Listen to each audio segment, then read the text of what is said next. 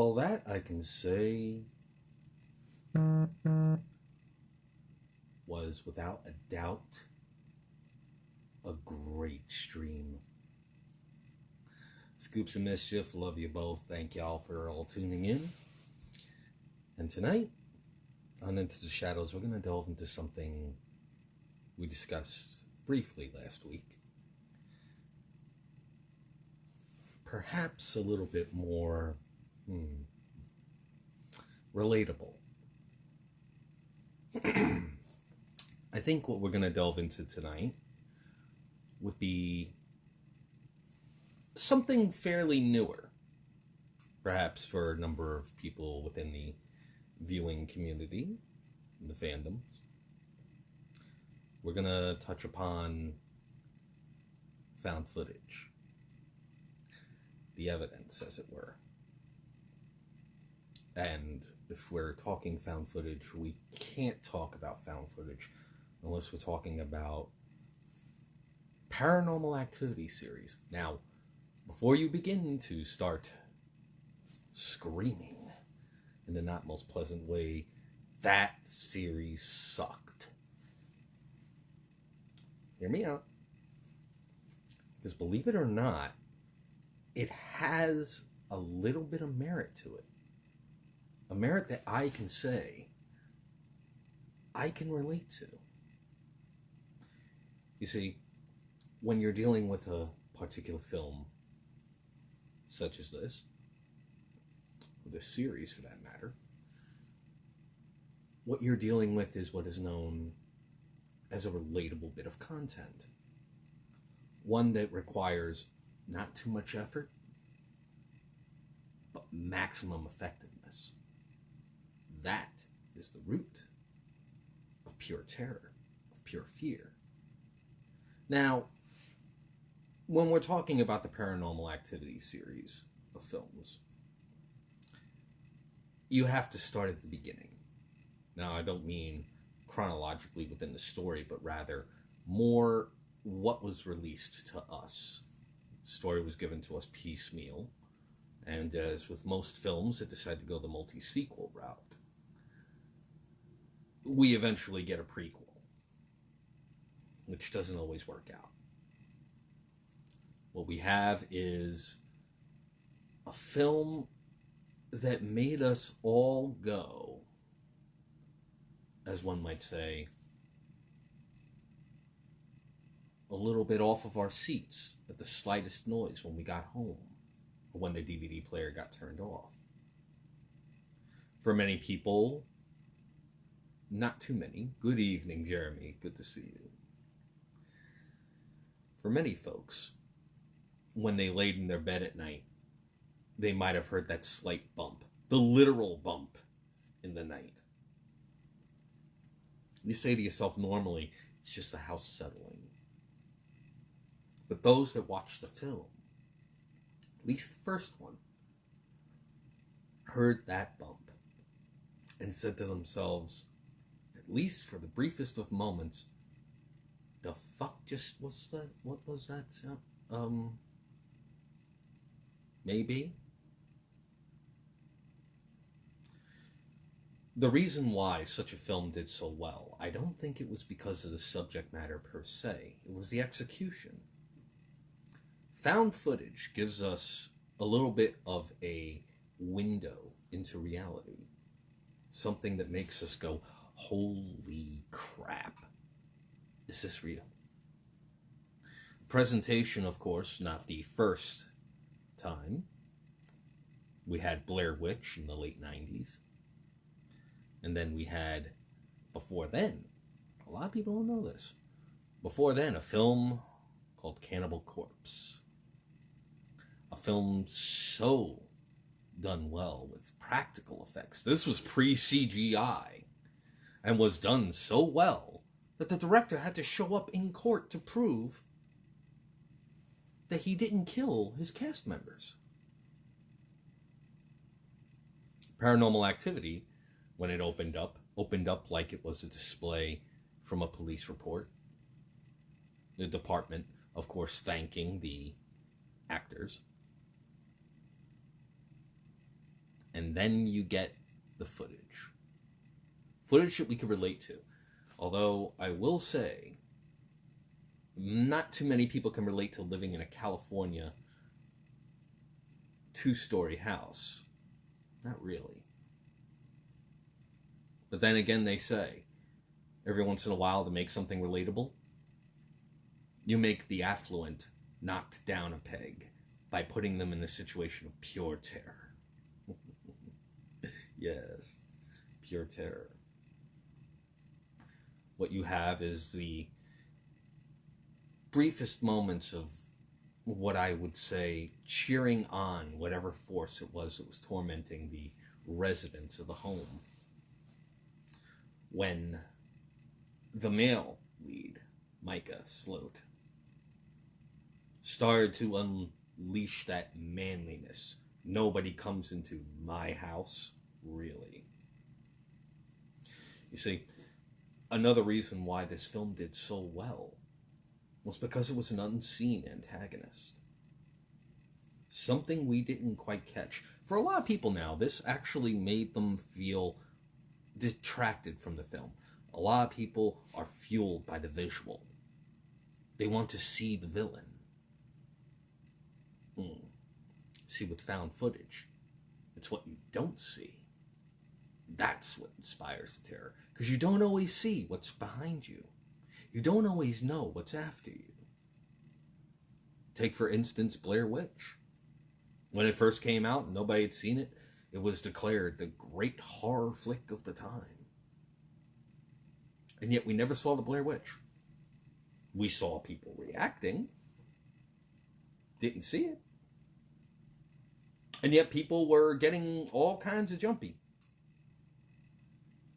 Couldn't necessarily go out into the woods. Interesting. And with the Paranormal Activity series, the slightest sounds in the one place that should be the most safe to you, your home, now take on a sinister turn, a slight edge. Every single time you get up in the middle of the night to go take a leak, you're wondering what's standing out in the living room. What sounds am I hearing? Is that the pipes? Maybe the rafters, the wood, is swelling and contracting. The interesting weather we've been having around this country has been peculiar. It's had an effect on building materials. Maybe what you're hearing is just the house. Good evening, Tyson. That's very interesting, Jeremy. Had a lot of experiences when I was growing up with paranormal stuff at home, so those movies are more relatable even if they are fancy homes. Yes, and that's it. That's the key. It's relatable. You could put yourself into that situation mentally. You see it happening to somebody else, and immediately the slightest sound puts you in the position. Now you're wondering if it's happening to you, almost in the same way, even if you've never experienced what it is that you're seeing on the screen. When we're growing up, the slightest bump in the shadows makes us leap from our own skin. That is what I'm talking about. A true feeling of relatability. Why is that so terrifying? Well, we discussed it in the previous episode.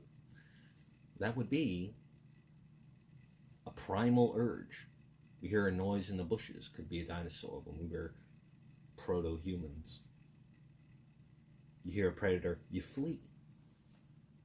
Now imagine a predator that you don't see. One that you can't necessarily defend yourself against because you don't know where it's coming from. You don't know the nature of the beast. Yes. That truly is terrifying. Now with these films, that's the way that they tend to go. You see things begin to ramp up and escalate. It's sort of, I don't want to say a common knowledge, that things start off light, never goes full bore right off the bat. might even seem somewhat fun. Perhaps I'll tackle the Poltergeist series next week. Talk about how that started up. But with these, it was more just a door moving. Something innocent. And to a casual observer, it might seem like it's just a breeze.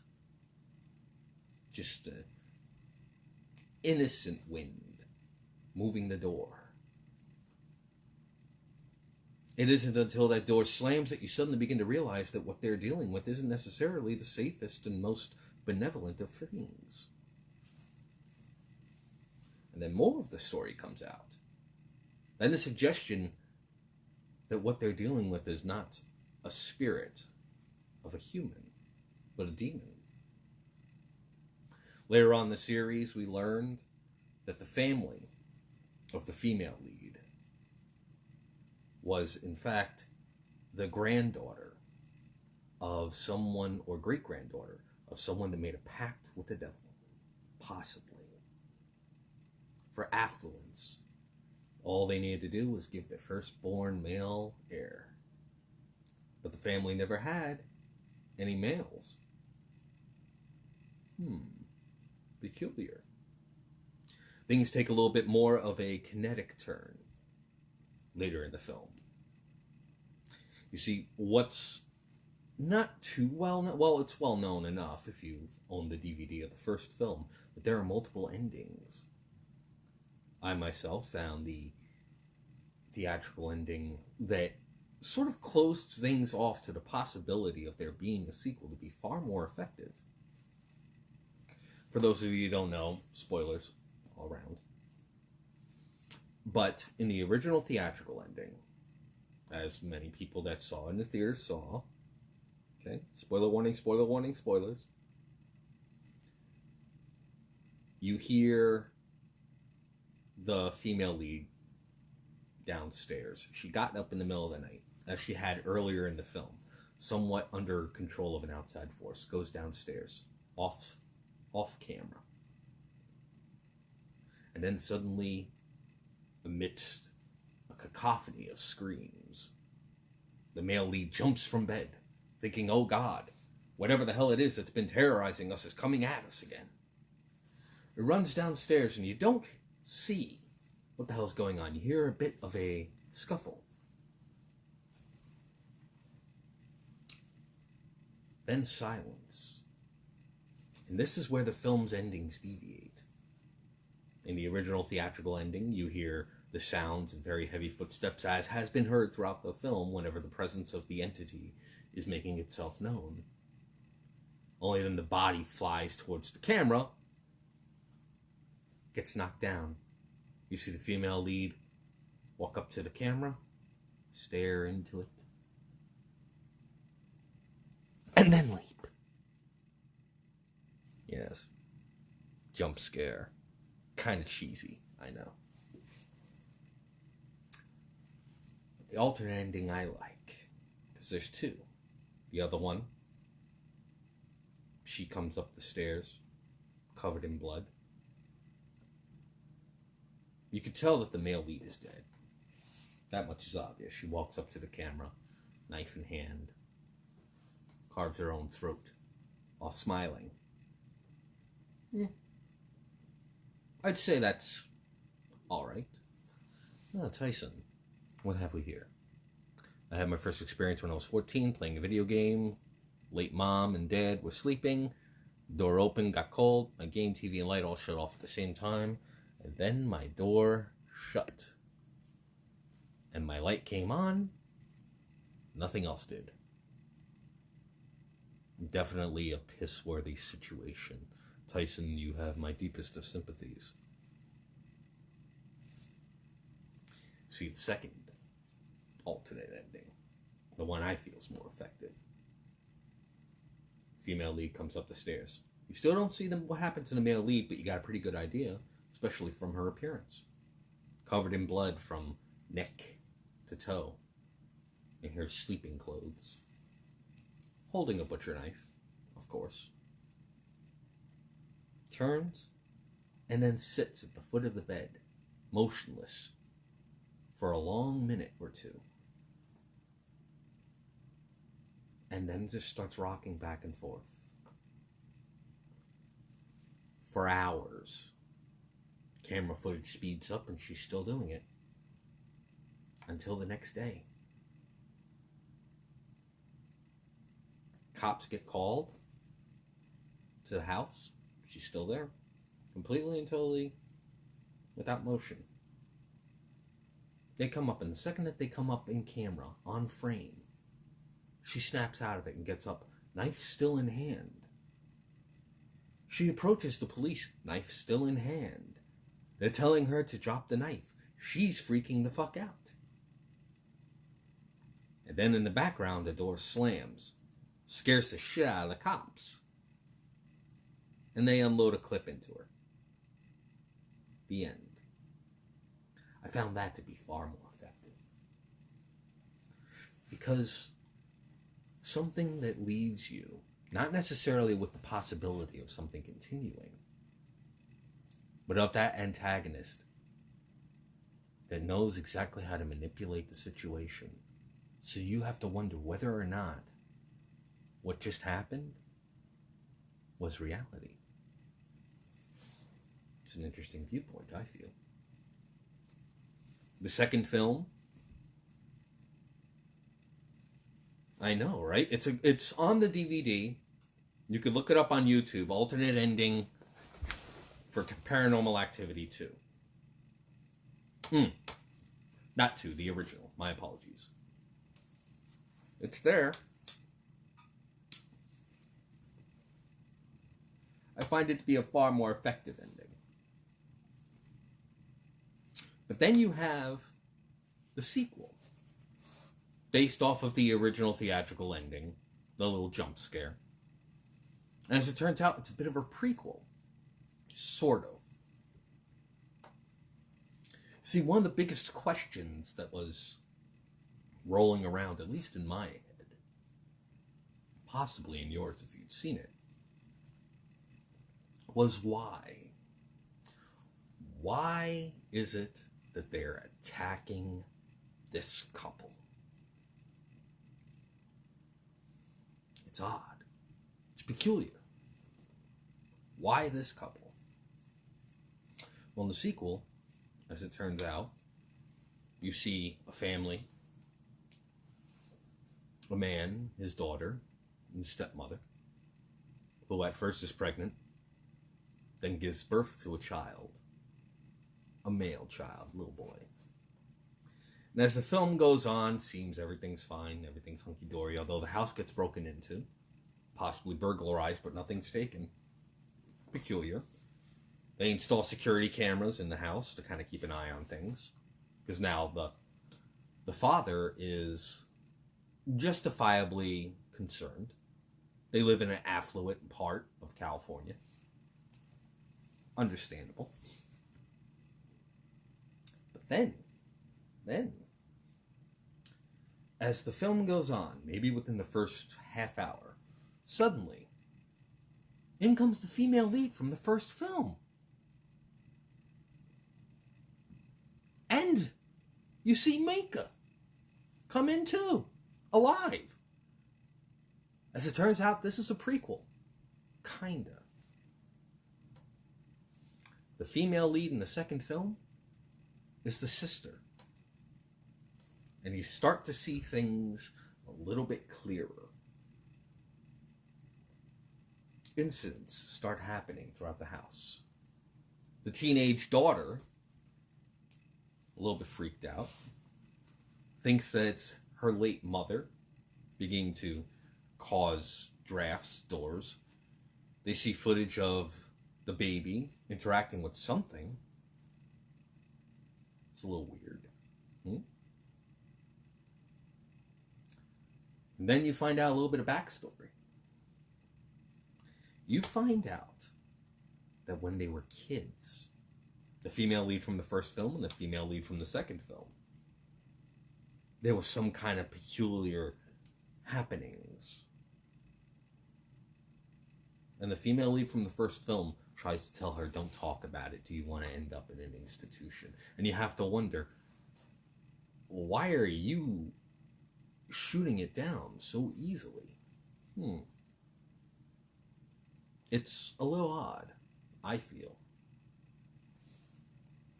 Then, later on in the film, one moment that I can legitimately say I jumped out of my theater seat, because I did see it in the theaters. I freaked out for briefest of moments. The female lead in the second film, sitting in the kitchen, flipping through a magazine, everything is quiet. And you know that kind of quiet. I'm pretty sure some of you have kids that are watching. Dennis Leary said it best when he said, it's the middle of the afternoon, you know you've got two kids that are somewhat rambunctious, and you haven't heard a sound for the last 45 minutes, and suddenly it dawns on you, something is up. That kind of quiet. And I'm not sure if I remember, I'm pretty damn sure you hear a very, very, very low frequency hum when she stops turning the pages as if she realizes something's up. And then just like that, all the cabinets and all the drawers open up simultaneously, violently.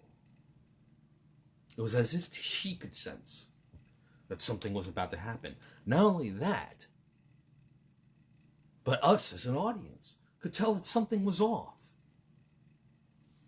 Completely and totally freaked everybody out.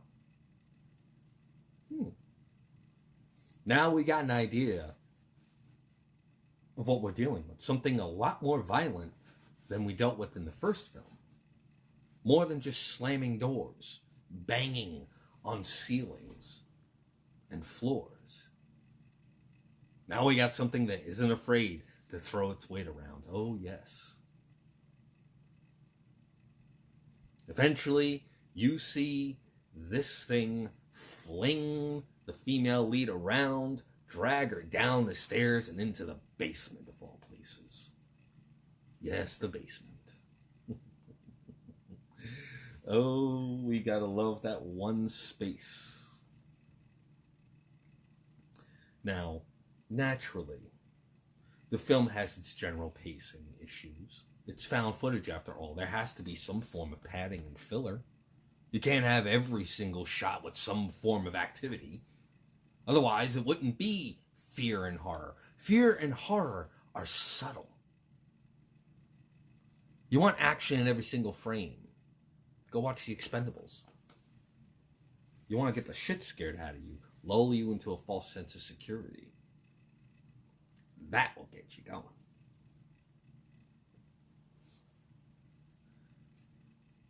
Eventually, spoilers, you find out that it all started there. At least the events from the first film. You see, in order to be able to gain some semblance of peace, they transfer whatever the hell it is that's screwing with them to the woman's sister and her boyfriend. This is at the advice of the father and the teenage daughter. They did their own sort of research. There was a female nanny that was Hispanic that knew all sorts of things about spirits. Tolkien character, I hate to say. Came up with a way to transfer whatever it is. And that's why we ended up with the situation that we did in the first film. Peculiar. After this so-called ceremony and a confrontation, we end up seeing peace restored to the home. The next shot, the sisters are talking to one another, and the sister from the first film looks at the second and says, "Hey, do you remember that stuff that you were telling me a couple of weeks ago?" I think I'm starting to experience it too. Have you noticed anything? Because it's a little weird. A setup for the first film. Interesting. Cut to a few nights later. We're seeing things as they happened after the first film. Female antagonist from the first pays a visit to her sister in a possessed state. Comes up and has to do what I consider to be the smoothest kind of kill I've ever seen in any kind of these films. Just snaps the father's neck like nothing. And the way he sold the snap, brava. Brava, monsieur. And then you see her storm right up to her own sister. And again, we get another camera jump. Body flies towards it. And you can see the sister grab hold of the newborn and walk off frame. Credits roll. Now you see this film targeted mothers, I feel. And I'm pretty damn sure that parents that were watching this film related to the female lead. Because now their kid is in danger. Whatever it is after their kid. It's a lot more visceral. What would you do if you found out a force was after your child? You guard it with your life. It's relatable. And then the third film, we finally get the prequel of all prequels. When they were kids. Both of the female leads. Same characters. Of course, different actresses because they're, little. But they're there. We learn about the whole history. We learn about how this all started. It's peculiar. Interesting. Really. You see, this series touched upon many relatable points. It touched upon the idea that we are not safe in our own homes from things that we do not understand. I could delve into the metaphysical. I could delve into the peculiar. I could delve into the paranormal. I'm not gonna. No. But things like this, in my opinion, science hasn't quite quantified yet. Keyword, yet. Remember, it was only 100 and some years ago before we realized we could have electricity in our homes. We thought it was the power of lightning. It's power within lightning. Electricity, still new science. Relatively. For all we know, the spirits of those that are around us are always watching. That's the key. Always watching, always waiting. And we're at our most vulnerable and at our most secure when you think you're alone. What we do in the dark, there are eyes on us. What were you doing in the dark? Did you ever think to yourself somebody was watching you? That's what these films delve into. You're never alone, even when you think you are.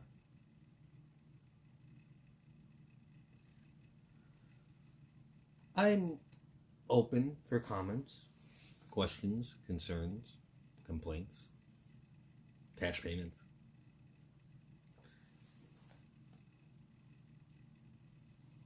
Share with me what you think. I'm always interested to learn. Several different experiences. Tyson shared one, and I thank you for that. I had my own paranormal experience when I was younger. I was 11, living in a house in Jersey City. Still had my baby fangs in. Woke up in the middle of the night, make use of the facilities. Saw a figure in the bathroom. I figured it was my father. And the way that my house was arranged, it was an apartment, Jersey City. Walked past my parents' bedroom to go to the bathroom. And I had to walk back to go back to my room. So, going to the bathroom, I saw a figure in there. Thought, oh, it's Dad. Started to walk back to my room and, When we're walking, we always take an occasional side glance here or there just to make sure we're not going to walk on the wall, especially in the dark. Although when I looked into my parents' room, I saw both of my parents in bed. Who's that figure? I turned around, put my best brave voice on, looked into the bathroom and said, "Who are you?" It turned. Its eyes flashed a bright yellow, and I was flung back against the wall, hard, enough to dent into the drywall, and I heard a laughter that to this day stays with me. My father heard the sound, jumped out of bed, and rushed towards me. By the time I managed to regain from my dazed state of the impact, the figure was gone. My father rushed to the front door and realized it was bolted and locked from the inside, chained. Ran to the patio door, that was closed and locked. I was wondering what the hell happened. It's always interesting when I think about it, because that was my first brush with the paranormal. Things I didn't understand. Maybe that was my first descent into darkness. Tyson, yes. Dealt with stuff like that ever since, so you kind of got used to it and it doesn't really bother you anymore. Yes, you do eventually get used to it. Unfortunately, sometimes things can be malevolent, and you don't get used to it. Usually feel if you've had company, but you've been surprised before, yes. Sometimes it's that surprise that really belts right into you. I can tell you that when I first saw Paranormal Activity, I immediately began to relate. Every single incident from my childhood coming up, from the moment that I was a teenager onward, freaked me out. Kind of got me a little concerned. So I'm watching every single scene go on, because it was playing through my head, and I said to myself, I saw that. You have to wonder if the filmmakers had experienced things themselves. It's possible. You never know. See, things like that, if you can relate to it, it really kicks. And if the filmmakers know what it's like, it really kicks. Now, in the first one, they didn't do too many CGI. They really limited it. I had to give them props for it, because, well done. It's exactly how I would have expected it to be. Several different ways that the second film could have pulled off their effects. Some practical. You could tell there was a little bit of CGI, not much though. Third film, they definitely pushed the envelope a little bit with the practical, some with the special effects. If they did CGI, they did a damn good job. All I could say is that something that you could relate to can truly send you over the edge and really kick that part of your mind into overdrive. Power of suggestion, something I'm very well versed in. I'm the resident vampire and hypnotist. When you see a film like that, you immediately place every single type of external stimuli in relation to it, because it's still a new experience. That's why it hits so hard. That's why it could be true horror, true fear. Now, would I say that it's a horror movie? Not really. Would I say it's a fearful movie? Abso-fucking-lutely. It's a film that purposely puts you in the seat of the characters. Now, granted, I couldn't relate to the male character at all. I wanted to bitch smack the shit out of him, because macho guys like that really aggravate me. And Yeah, Tyson, I think you kind of nailed it right on the head. It's either people relate or have a great idea of how that world works or know someone. And a lot did seem like it could be very realistic. I think that a considerable amount of the concepts for the execution of the entity itself were things that a lot of us could relate to. When they discovered that what was going on could possibly be some sort of external force, when you saw the attic entry space, the panel was off a little bit. Immediately, about 1 billion things run through one's head. Is somebody up there? Is something going to happen? What's going to happen? The anticipation is killing me. You must tell me what it is. Is what's happening coming from the attic? I have an attic. Is something up there? You see, that kicks in. Because now you're wondering the origin of the evil. And then you begin to wonder, where does one go for help with this? There are plenty of paranormal investigators out there. I live with one. My roommate is an investigator, Kevin Mears, student of Lou Gentili. I'm friends with authors that have written about things. I've experienced things. I'm part of a fandom that is notorious for embracing such things. Jeremy says, all the knowledge that the entity can and will follow you anywhere, so there's nowhere to run. All too true. It's said that when you're haunted, you could be in your car. You could be in a motel room, or you can be home.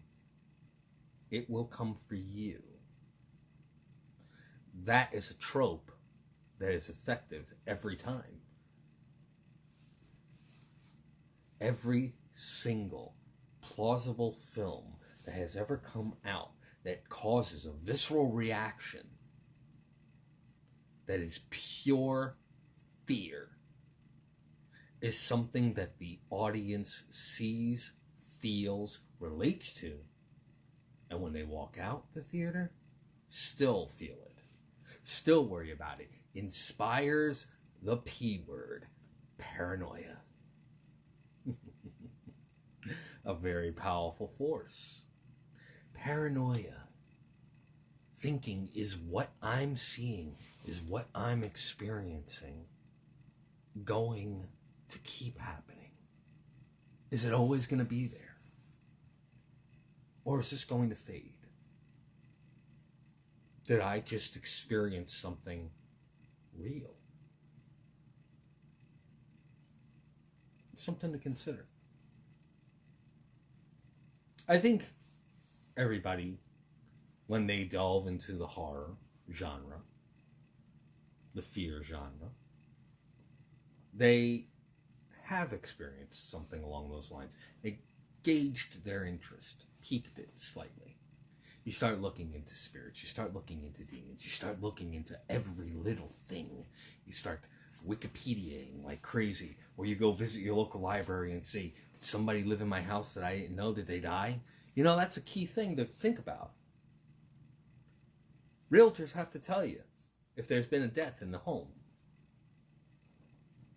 They're obligated to tell you. You begin to think, it's just like that house up in New York, Amityville. High hopes. Or is it like that haunting in Connecticut where they moved into a funeral home? Or let's delve into a little bit more on the popular side. First season of American Horror Story. So many murders. It makes you wonder, what happened before I got here? Perhaps it could be like the Poltergeist films. Maybe nothing happened in that house. Maybe something happened in that land. You never know. None of us could ever truly know what's best. Except when the lights go out You see nothing. What don't you know is there? Kids go to sleep with their closets open because something might be coming from out. There could be something under your bed, something just waiting in the shadows. You never know. And the paranormal activity films delve into that best. They play on that fear. The fear that one day you meet someone, they don't tell you about their past when they were kids, a key aspect. Oh yeah, by the way, I was terrorized as a child by some weird demon that purposely screwed with us left and right, and it resulted in our house burning down because the investigators could never tell if the ghost caused it or if it was an electrical fire. Do you want to get the check or should I? You never know. It makes you wonder who you're taking into your home, what you're inviting. Maybe that's it. Then, ooh, that's when the horror really starts. Life is a risky game. Every last one of us has to play it. What are you going to do when you're playing? You going to roll a dice on something that could put your safety in danger? She is kind of hot. Screw it, I'll deal with a demon. Come on, come at me. Slamming doors? No problem. Silverware falling from the ceiling? I'll just check before I go in. She's hot. That's how I'm pretty sure most of the guys watching this would react. Ladies, I'm curious as to whether or not, if a hot guy says, yeah, I've been haunted by a demon for the last 15, 20 years, it might actually drive you crazy in the middle of the night. I just thought you should know. Oh, and it likes girls, too. It's non-discriminatory. It is the big what-if factor, Tyson. It certainly is. You know? Oh, do you come from wealthy family? Are you a Democrat or Republican? Oh, and do you have any demons that have been following you around? Maybe. Kind of puts a new spin on putting your dick in crazy. And then you gotta wonder whether or not it's a mental issue with the individual, or if there really is something going on. Definitely something to cut your fang on. Oh, yes, Jeremy. Just curious, what are your thoughts on Ouija boards? They make appearances in paranormal activity movies. Oh, God. Okay. Ouija boards. Yeah. Don't fuck with them. Ever. Okay? I'll tell you this, okay, Jeremy. When it comes to Ouija boards, okay, there's a right way and there's a wrong way. And the wrong way is always what's portrayed in film, because that opens the door to something to communicate. And I'm going to tell you this, okay? Really, all right. Let's delve into the into what could be considered the mythos, as well as what could be considered the generally accepted ideas to an afterlife. All right, follow me here. If you were to go tomorrow, or when the sun comes up and you don't, and you end up there, in a place where time doesn't exist, and you don't have to wait for your loved ones that you left behind to come up to you, are you necessarily going to answer a knock at the door up there? No. You're already enjoying your existence up there. But you know who is going to wait for somebody to give them a call?